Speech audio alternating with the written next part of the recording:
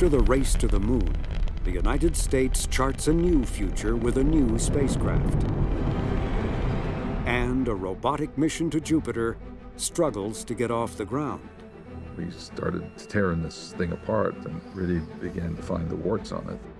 Meanwhile, another spacecraft attempts to complete the first reconnaissance of the outer planets. The initial calculation showed that we were going to be in great danger of getting really fuzzy pictures if we didn't do something to the spacecraft. ISS wide-angle electronics replacement heater is off. Iris replacement heater is off. And at close encounter, we would all be holding our breaths. You can't believe how exciting that was. The images that were returned this morning revealed a world unlike any of the others that we've seen. Yet, even in the midst of triumph, the future of planetary exploration seems in doubt. I'm kind of having a hard time reconciling all this to know what the next generation is going to be doing in space. The footsteps of Voyager, JPL and the beginnings of the space age. Next.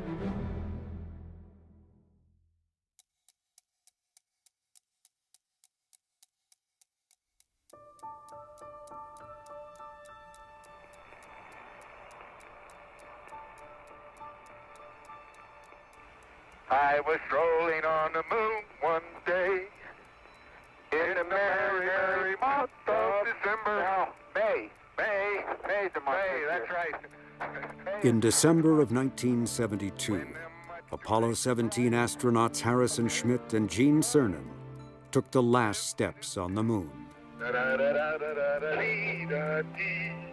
Okay, Bob.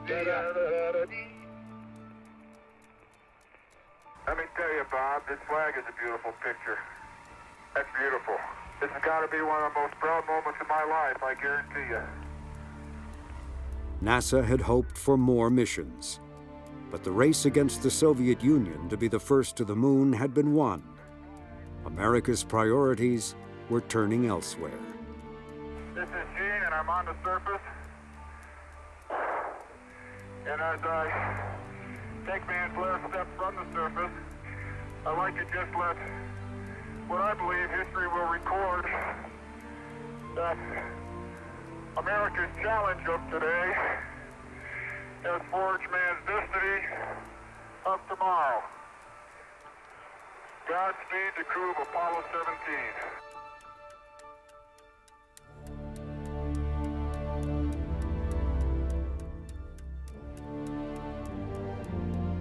Long before this moment, NASA was charting a new future with a very different kind of spacecraft. One with wings that could glide back to a runway. The shuttle, as it came to be known, could be reused over and over again to ferry astronauts and cargo into space. Early designs envisioned an enormous rocket flown by pilots that would launch the shuttle into orbit. This extraordinary concept was as unaffordable as it was unrealistic. The final design was severely scaled back.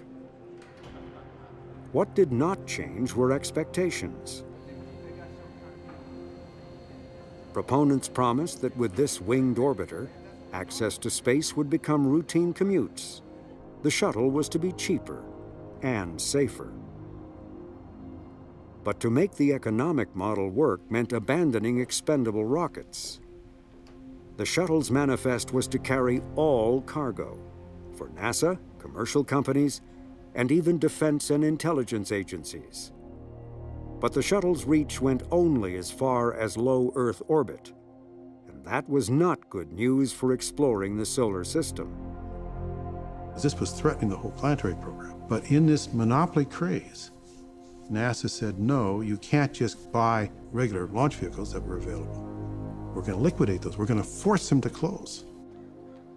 Bruce Murray was often out of step with NASA, but he viewed the policy of a shuttle monopoly as a threat to the entire space agency.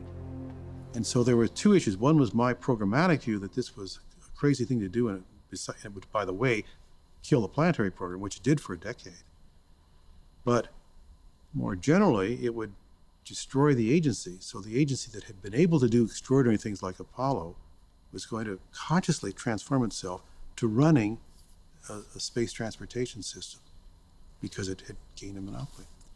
This was dreadfully wrong on both grounds.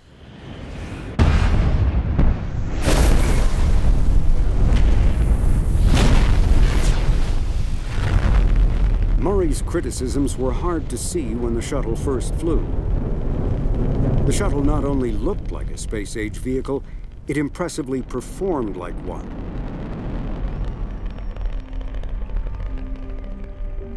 And Murray's opinions did nothing to discourage an enterprising group of JPLers from trying to hitch a ride on the shuttle. The team's leader was Charles Elachi, and he pitched a series of radar science experiments. And basically the configuration of it at launch, it will be configured in this arrangement. Once we get in orbit, then the antenna panels will be opened, which will take about 1 minute operation to open the antennas. NASA said yes to the proposal, and the second flight carried on board the Shuttle Imaging Radar A, the first in a series of radar payloads. Okay, Sally, we've got the arm secured right now. We're just getting ready to activate the survey. We've got the power on and we're getting ready to turn it on. Okay, sounds good. The radar experiments demonstrated how the shuttle could be used to better understand our own planet. But for spacecraft destined beyond Earth orbit, the shuttle's limitations would be crippling.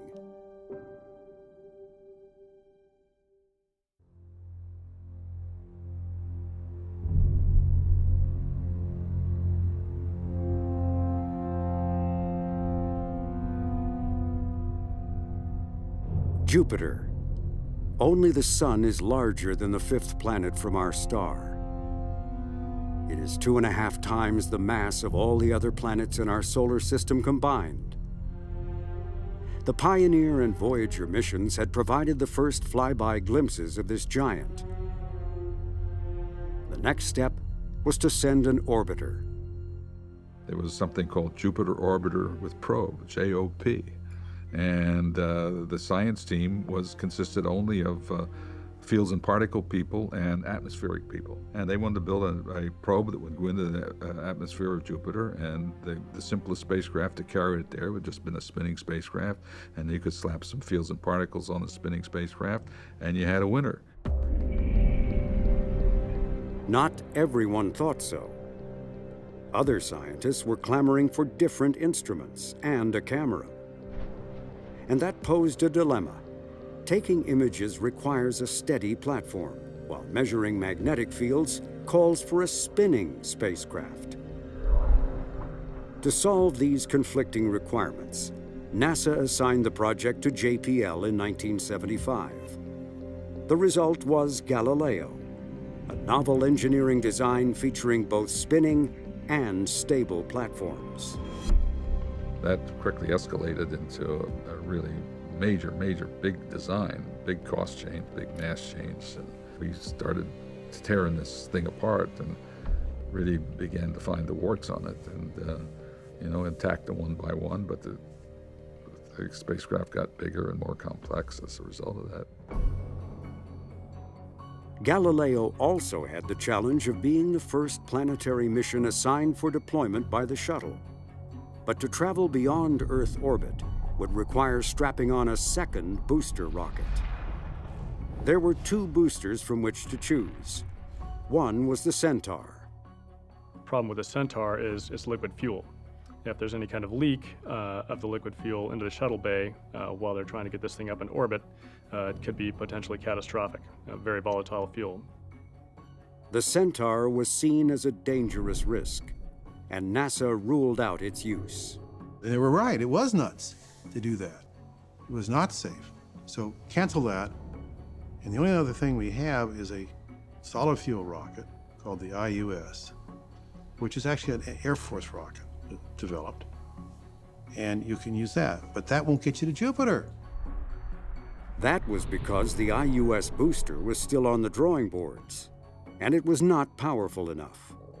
to use this booster also required a gravity assist around Mars.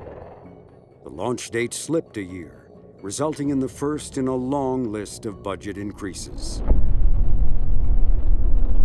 Then it was realized that Galileo was heavier than the shuttle could safely lift. More powerful engines had to be built. NASA next directed JPL to explore dividing the mission in two, launching the spacecraft and the probe on separate shuttle missions. That plan was scrapped too. Galileo was again delayed. They're just kind of back and forth, and every time the JPL engineers are kind of back to the drawing board, accommodating, different payload specifications, different trajectories they can accomplish. Every time they have to redesign the mission, and it's just a major headache here. Galileo also became a political lightning rod. And now engineering decisions were being debated on the floor of the House. Earlier this year, we passed a NASA authorization bill overwhelmingly in this House that said that we would go with the IUS. Now, you can vote any way you want to. I have no vested interest. The problem here is that you have a vehicle that will get Galileo into geosynchronous orbit. It may be launched probably a year later, but as compared to the IUS and the kick stage, it will get there a year earlier. The booster dispute finally came to an end when President Ronald Reagan signed a bill in 1982 that, by law, ordered NASA to use the liquid fuel booster. Galileo's launch date was delayed for yet another year, but at least there was now a path forward. Or so it seemed.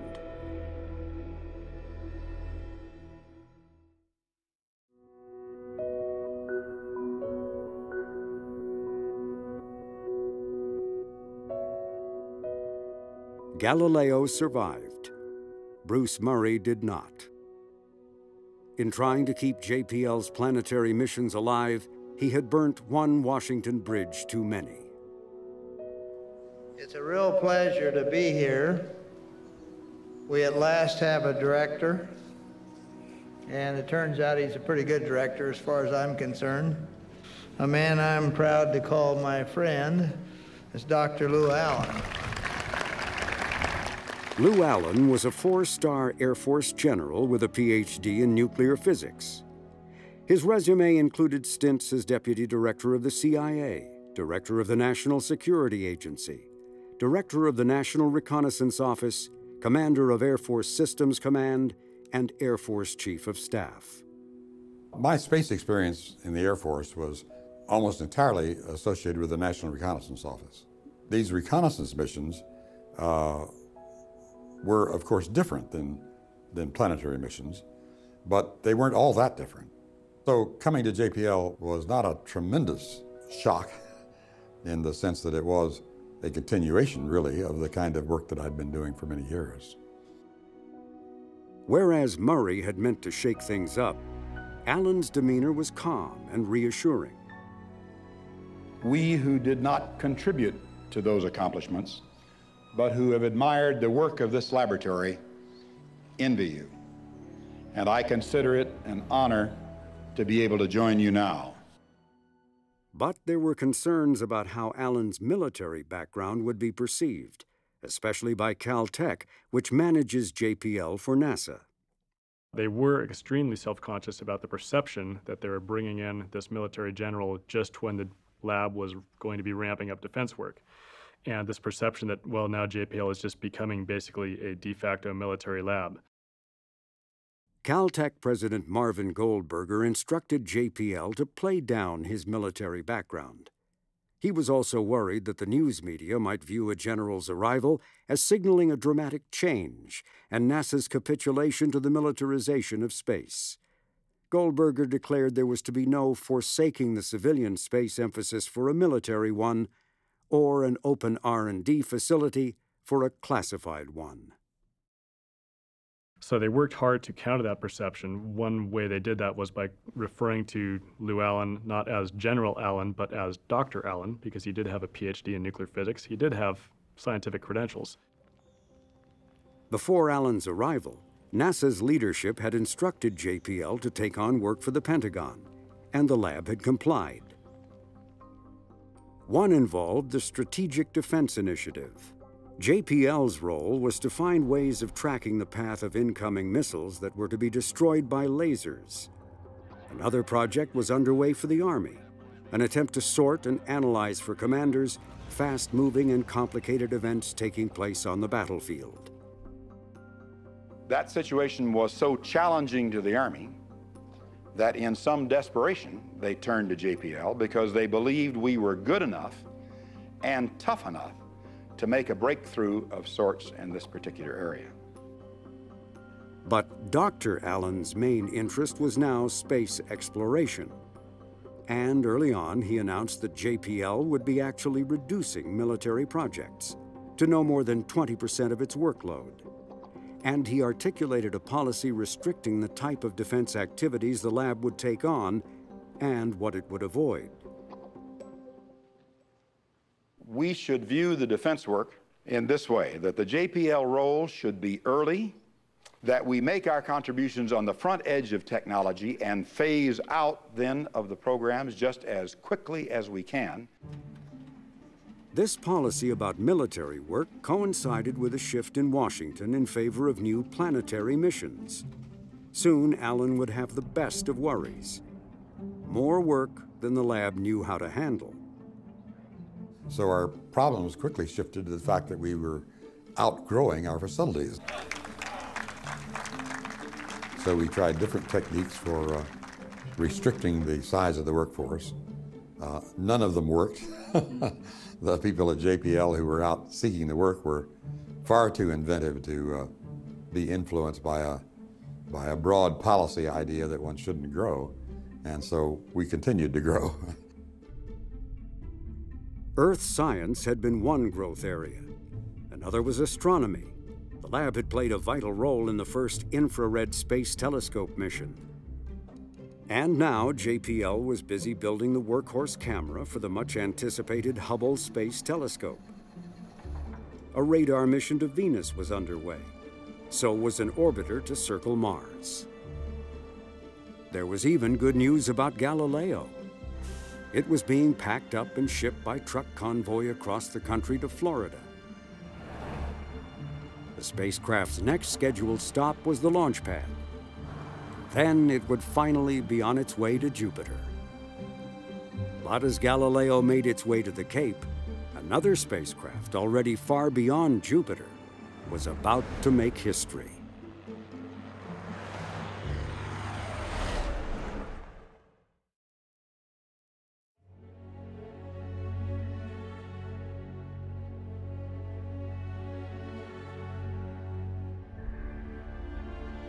After triumphs at Jupiter and Saturn, Voyager 2 was closing in on the first encounter ever with the ice giant planet Uranus. Voyager's journey to this point had taken over 8 years.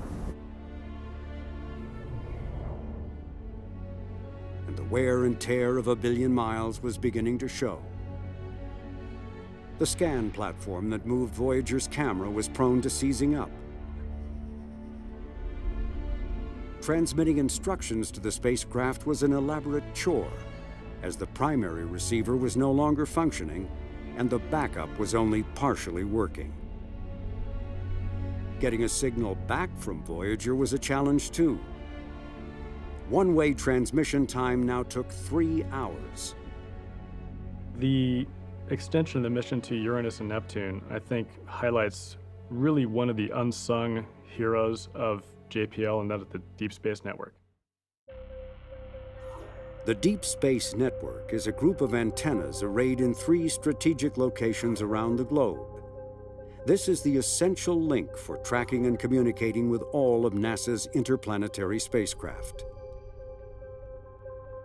Those encounters at Uranus and Neptune would have been impossible without what the Deep Space Network, the DSN, did to get that data back. When you think about it, you've got the Voyager radio transmitter powered at about 23 watts, which is about the power of your refrigerator light bulb. And we're trying to pick up that signal here on Earth from well over 1 billion miles away.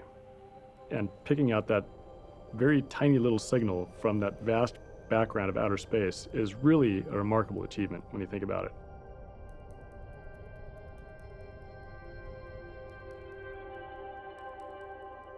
Plotting Voyager's encounter was another challenge. That was because compared to the rest of the planets, Uranus is flipped on its side, caused perhaps by a gigantic collision long ago. Uranus was a real planning challenge, and the reason why is, one, we only get one shot, and two, Uranus is kind of turned up on its edge. And we're now, instead of seeing the moons in kind of a plane where you can fly through this plane and get one after the other, we're looking at a bullseye. That meant that the flyby of Uranus and its moons and rings would occur nearly simultaneously. Coping with so much to see in such a short period of time would make this the most intense of all the Voyager encounters. You're given this pulse of data no one's ever seen, and you get it all at once. You get high resolution, comes up very, very quickly because these moons are small and you're flying by at large velocity. So in a blink of an eye, basically you go from a very low resolution image to in your face, high resolution, and then gone again. You're going to go by every satellite in the same hour. It presented kind of a extreme version of the scientific competition between different targets. Everybody wanted to look in different directions. As he had done at Jupiter and Saturn, project scientist Ed Stone listened to the arguments, sought consensus, and then made decisions. I would take a poll, but it was not literally a vote in the sense, because I didn't feel that the science should be decided by vote. It really had to be decided on its value. And that had to be something that ultimately the group understood. In some cases, I had to make a decision where, in fact, it was really weighing two different objectives, and it was a judgment call. The biggest worry was whether anything could be seen at all. Anyone who has ever used a camera knows that taking a picture in focus requires a steady hand and ample light.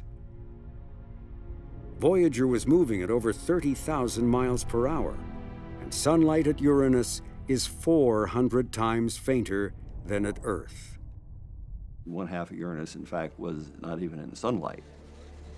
The initial calculation showed that we were going to be in great danger of getting really fuzzy pictures of practically everything if we didn't do something.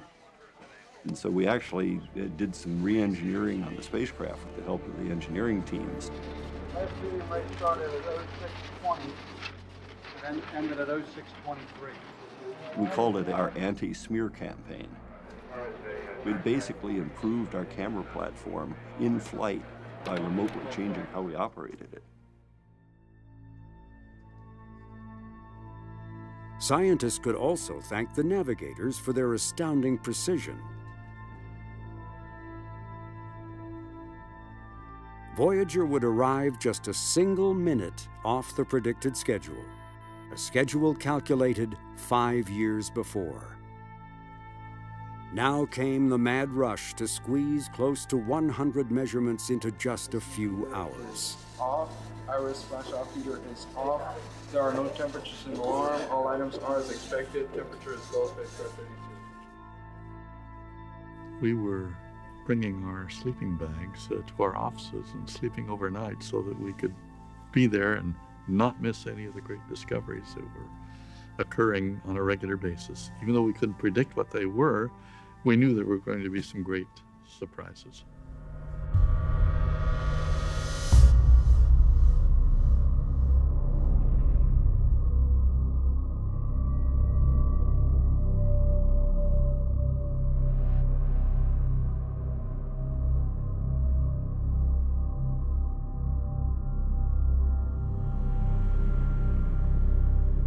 The initial surprise, though, was the lack of a surprise. We thought we'd see bands and other colorful things like we had seen at Jupiter and Saturn, and Uranus presented to us a blank face. That first impression was deceiving. Uranus turned out to be the coldest planet in the solar system. Here, winds blow more than twice the speed of hurricanes on Earth. Another surprise was the planet's magnetic field.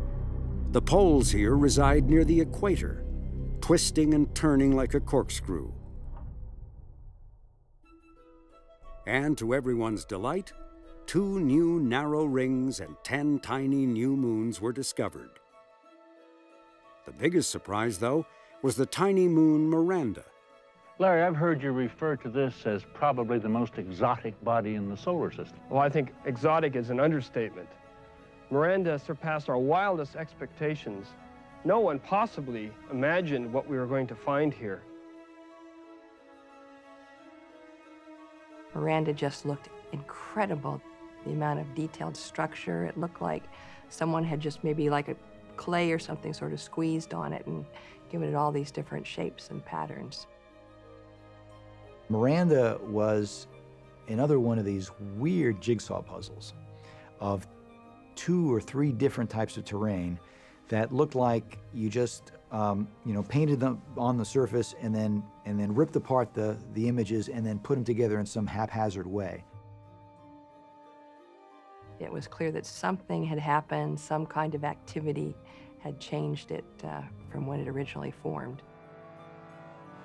It was probably hit with something very large, which actually disrupted it, broke it apart. So you now have a big chunk of rock and a big chunk of ice, and these big chunks came together, which created these peculiar terrains. This first ever visit to Uranus provided a bounty of discoveries. And NASA saw the encounter as an excellent backdrop to underscore to the press that 1986 was the agency's year of space science. Thanks, Jim. It's been a real pleasure and a thrill for me, as I'm sure it's been for all of you. It's been a brilliant scientific achievement. But the plan It's backfired. been an enormous These reporters were, almost to a person, unabashed supporters of exploring the planets.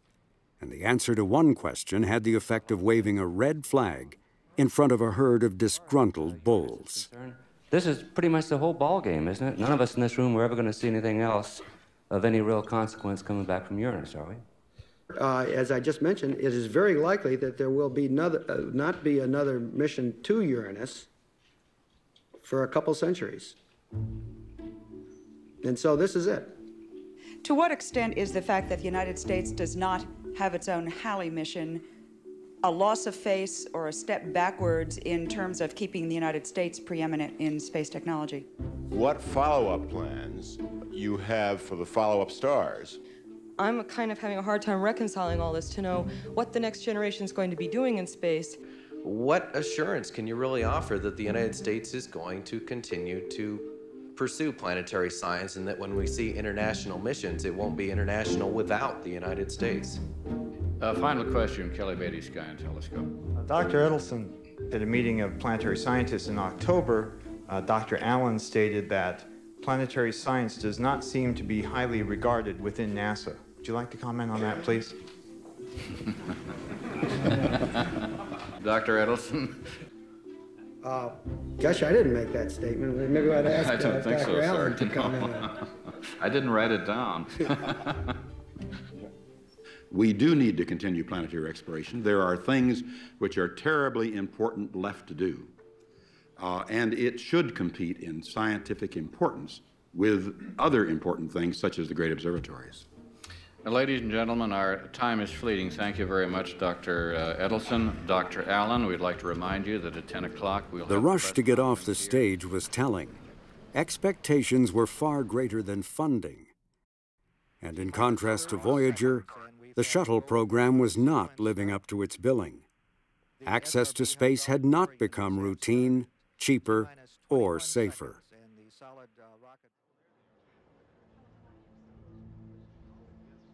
Two days after the Voyager press conference, scientists at JPL paused to watch the launch of the next shuttle flight.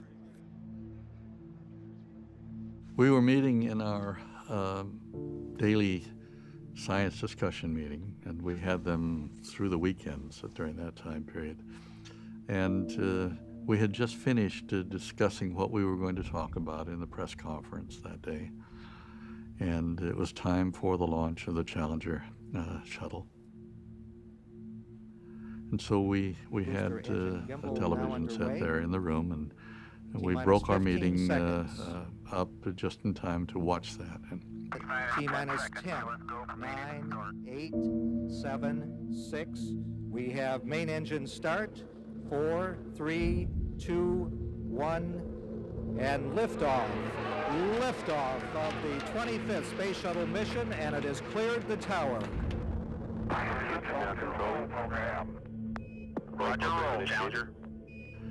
And we were pleased that it got off the ground, and then suddenly we saw this bright flash and trails of material going in different directions. And it slowly dawned on us that the Challenger had actually blown apart. Flight controllers here looking very carefully at the situation. Obviously a major malfunction. It was a tremendous shock. We have no downlink. We had 2 TV monitors up, one that was streaming the pictures of Uranus coming back, and the second with the repeats of the explosions of the Challenger. So hard to watch those. Success versus tremendous success with Voyager versus the heartbreak of what happened with Challenger.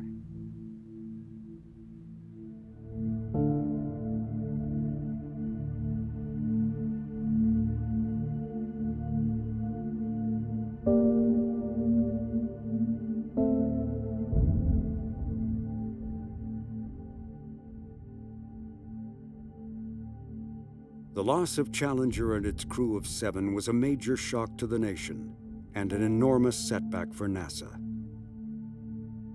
All shuttle flights were grounded. With no shuttle and no available expendable rockets, there was no doorway into space for the United States. Galileo was wrapped up and transported back to Pasadena. Other missions to Venus, Saturn, and Mars were placed on hold. All of you recall, I'm sure, that 1986 was to be the year of space science. It began magnificently with Voyager's encounter with Uranus. But of course, the year of space science was brought to a tragic conclusion when the Challenger accident occurred so early in the year. We are overall looking at a substantial period of stand down in the achievement of space science information from the exploration of the solar system. Satellite programs will have to go into storage for a substantial period of time.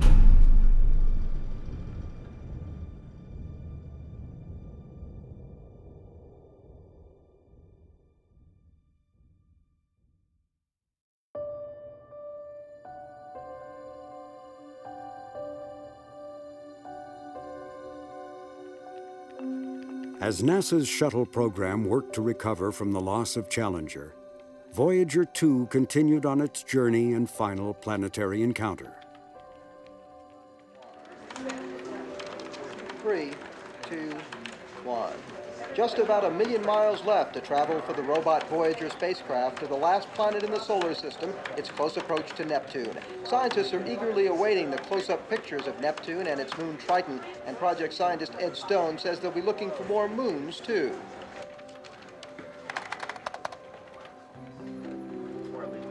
Neptune, 30 times as far from the sun as the Earth, very cold, very remote edge of the solar system. Neptune is so far away that it cannot be seen with the naked eye. It was discovered only through mathematical calculations. This was the best telescope image of Neptune before Voyager 2. It's very, very dark at Neptune. We knew that there were rings at Neptune. The rings themselves were half the brightness of soot, seen against a jet black background with sunlight which is 1,000 times dimmer than it is on Earth. So you've got everything going against you. Once again, Voyager had to be retooled by remote control to have any hope of getting back usable images. If the spacecraft is doing what it normally does, which is to slowly weave bob around, it rotates around like this, you know, you're just going to smear everything.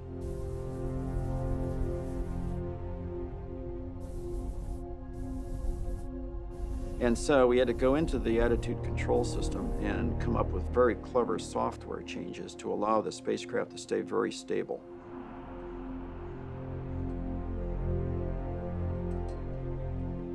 More advances in data compression were needed. A global array of antennas had to be lashed together, and Voyager itself was requiring attention. The spacecraft has encountered its problems. It's deaf in one ear, essentially, one of the receivers. It's tone deaf in the other ear. It's got an arthritic scan platform. It's hung up on us several times. It's got memory lapses. It's got other, you know, the kinds of things you can associate with degradation, with age. But nevertheless, it's got a personality, and it's also got a brain. And that brain had already noted a massive swirling storm, previously unknown moons and ring arcs. These were early signs that Neptune would not be a bland world. It was a kind of an amazing encounter. I'm still not exactly sure why it happened, but it was a huge public affairs success. With each encounter, Voyager became better known, and scientists and engineers were more media savvy. Some were even doubling up as news anchors. We go to the opening, yep. We come to you, right. We say a few words, we say let's have examples of star occultation. The Neptune encounter, I got to be the host of a PBS show called Neptune All Night. It was 4 hours of sitting there in front of a TV monitor for people who wanted to stay up all night for the encounter. 3, 2, 1, roll the opening. Opening rolling. Another anchor was a young engineer named Suzanne Dodd. With us this morning, we have Dr. Jay Holberg. I just got asked. I think JPL was looking for a young female engineer who knew something about the Voyager project and what Voyager was going to do. Dodd joined the Voyager team right out of college. She had moved up the ranks and was now responsible for the commands that would have Voyager executing a daredevil flyby of Neptune. And I thought, okay, my career's kind of riding on this one because I built the closest approach sequence, and if it goes wrong, it's my, you know, it could be my fault. A sense of drama was everywhere, and journalists and writers from all over the world were converging to be a part of what was being called the last picture show. It was like a reunion. I mean, they came out here and they melded with the scientists. The scientists had a great time. They got a lot of good press coverage. It was a festival. And at times, a feeding frenzy. No one knew that better than a Dutch-born, sleep-deprived JPLer named Yuri Vanderwood. It was his job to provide the always-on-deadline press with the latest images that were coming quite literally off the printing press in this era before the internet. In those days, as soon as they saw you come in with the boxes with photographs, everybody had a deadline. And it was exactly 15 seconds from the moment they saw you. Okay, just before you leave here, come by and I will get you a bunch of photographs to take home. All right? Thank you. Fantastic. Then I had to turn around, go to the photo lab, and see what was coming in, as far as data is concerned, see how it was processed, then have 600 to 800 of those individual photographs printed of each, stacks of photographs that high. That had to happen through the night. But I had to stay there to get captions written and printed and glued on the back of each of the prints. 3 weeks I saw no bed.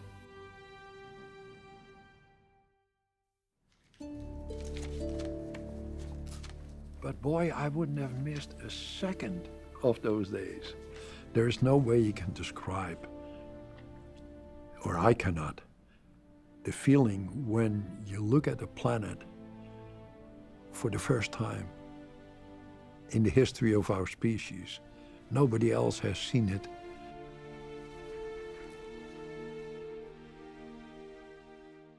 It's kind of interesting. Beautiful pictures frequently are the ones that also have a lot of scientific content in them.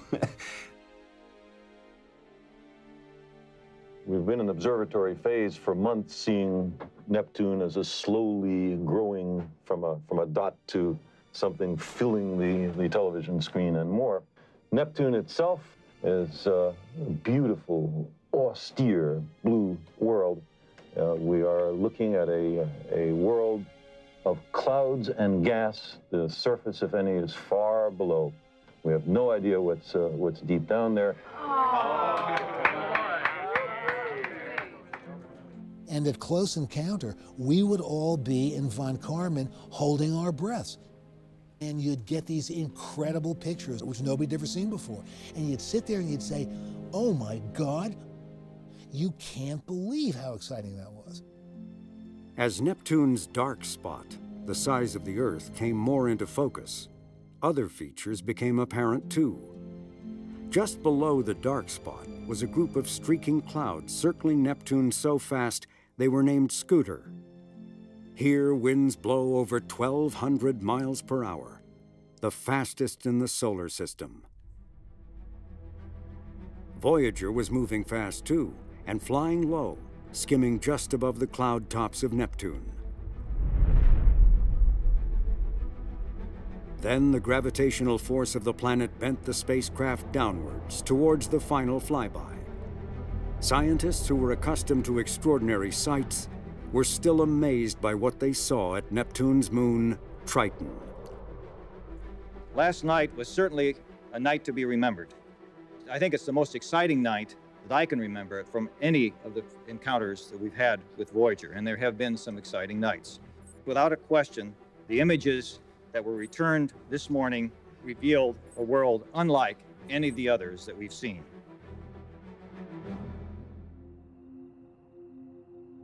It seemed like a lot of these flybys often happened in the middle of the night or early morning hours, and that it seemed like that. And Triton was one of those. Nothing like anything we've seen before either. It is, so all the stuff is like Europa. I think, well, it's like all of those things. Voyager put all the things we've seen before that were strange and put it in one place again. I think for me, one of the highlights to see those early pictures come back and, you know, people pointing at the screen and saying, what do you think that means? What do you think is going on? What is it? It's a crocodile of the solar system. It's Europa all over again. It's Europa all over. Beautiful. Oh, there are craters there. What Voyager saw was a frigid world of rock and ice. And it also had a very thin atmosphere. And the atmosphere had these cloud structures in it, these very, very thin, narrow clouds. You guys see a limb haze? I think that's a wind streak. Oh, they're wind streaks, no question How about can it. you have a wind streak with such a tenuous atmosphere? You get the winds to Fall blow. migrations, you had to blow very hard. You get the winds to blow fast enough. Yeah, but do you calculate how fast it's got to blow in a several millibar atmosphere? Obviously, it knows how fast to blow because it's certainly streaking that material out. Triton had a very, very peculiar surface, very few craters, very odd, chaotic-looking terrain, very disturbed. There are areas that look very resurfaced, right? I mean, craterless. Here, perhaps, is the most diverse terrain in the entire solar system.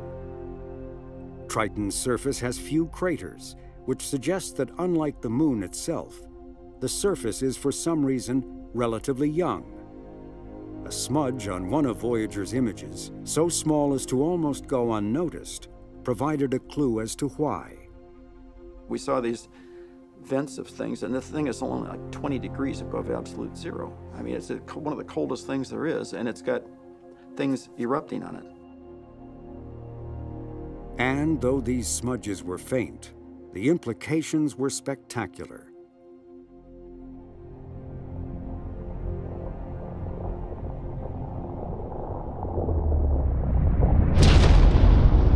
These were erupting geysers, shooting out material miles into space.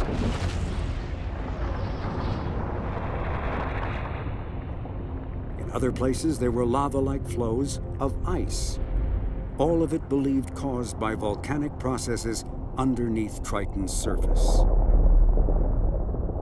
A world at the very, very edge of the solar system, frozen, we thought would be completely geologically dead, and it turns out to be geologically active. That was a great surprise.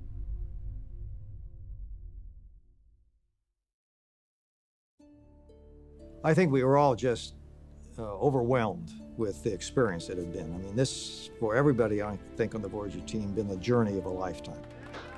There's no doubt that the wealth of discovery from this mission had never been matched by any other mission. Voyager discovered the diversity of the solar system, which really told us that the solar system is alive. The objects in the solar system have evolved and are continuing to evolve. And I think for a science team, that was a unique experience, which will be the highlight for many of the careers of the Voyager scientists. I think we should have a show of hands. Who's here from that 1972 imaging team? I think it was very sad for some of the people on the project who had been there for all 4 encounters and really had, had their whole life revolve around these 4 encounters.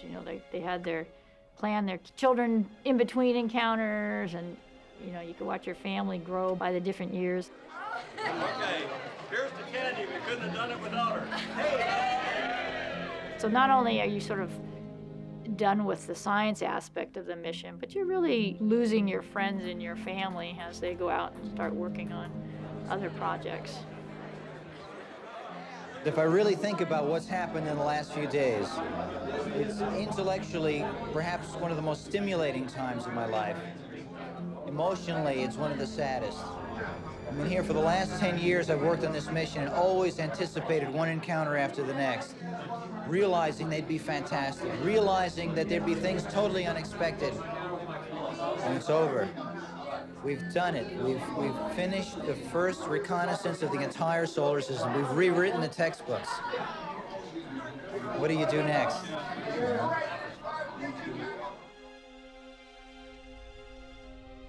The adventures of the Voyagers were not over.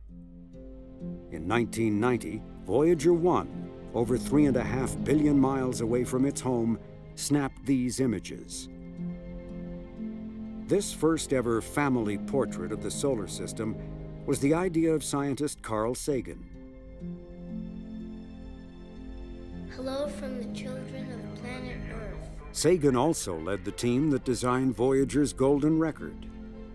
It is a greeting card containing sights and sounds of our planet.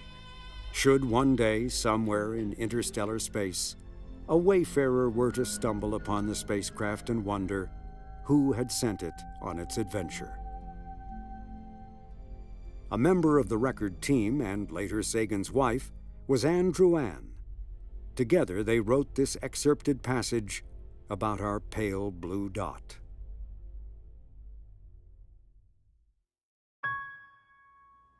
Consider again that dot.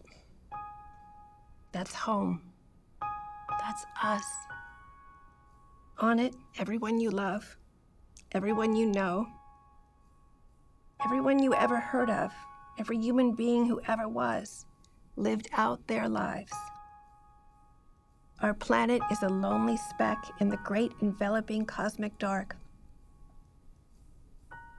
In our obscurity, in all this vastness, there is no hint that help will come from elsewhere to save us from ourselves. For the moment, the Earth is where we make our stand. It underscores our responsibility to deal more kindly with one another and to preserve and cherish the pale blue dot, the only home we've ever known.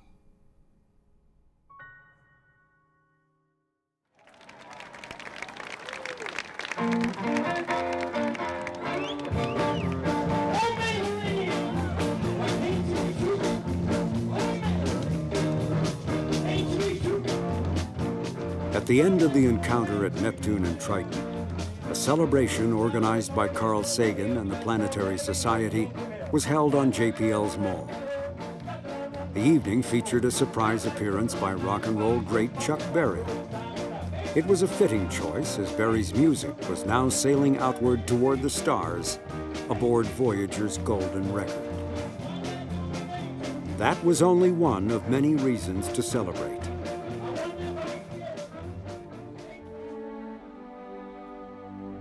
The shuttle was flying again.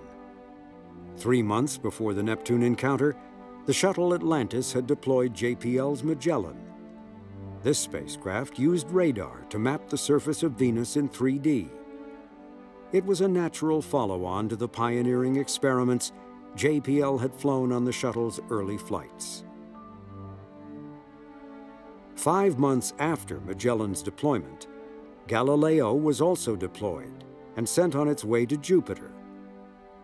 Magellan and Galileo were 2 of only 3 planetary spacecraft ever carried aloft by the shuttle. Lou Allen retired in 1991. He used this skit to help say his goodbye, riding off into the sunset with his wife. Allen died in 2010. Ed Stone became the new sheriff in town. Even while serving as JPL's director for a decade, he continued on as Voyager's chief scientist.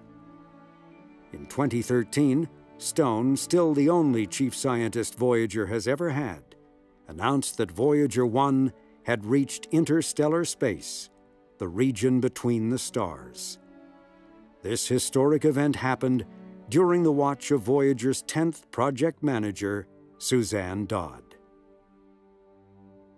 All this was still ahead, but on this evening of the Neptune celebration, before Chuck Berry struck the first note on his guitar, Carl Sagan addressed the assembled crowd with words that are as fitting today as they were in 1989.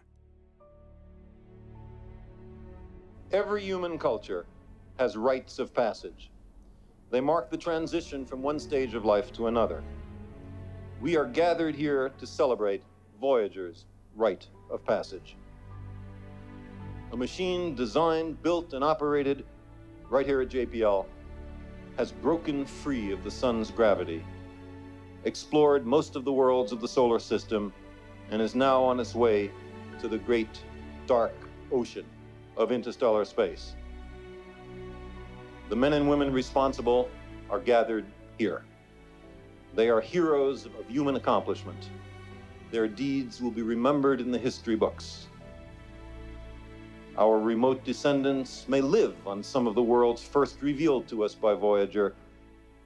If so, those descendants will look back upon us as we look on Christopher Columbus. Voyager reminds us of the rarity and preciousness of what our planet holds, of our responsibility to preserve life on Earth.